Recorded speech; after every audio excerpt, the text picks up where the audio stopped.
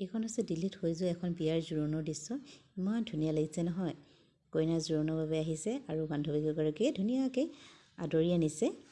বান্ধৱীগৰাকী খুব ধুনীয়া লাগিছে আৰু কইনাগৰাকীও যে ইমান মৰম লগা নহয়, চাই থাকিবচোন।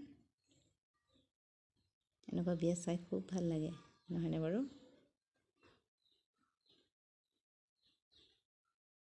বান্ধৱীগৰাকী খুব ধুনীয়া লাগিছে, ড্ৰেছকেইটা মিলাই মিলাই পিন্ধিছে একেবাৰে।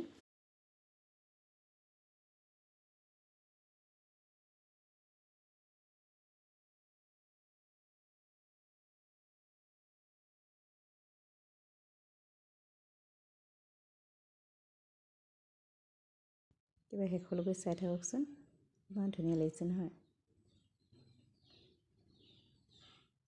আৰু কইনাগৰাকীক চাব কিমান মৰম লগা নহয়। এই দেখিছেনে কইনাগৰাকী? ইমান মৰম লাগিছে।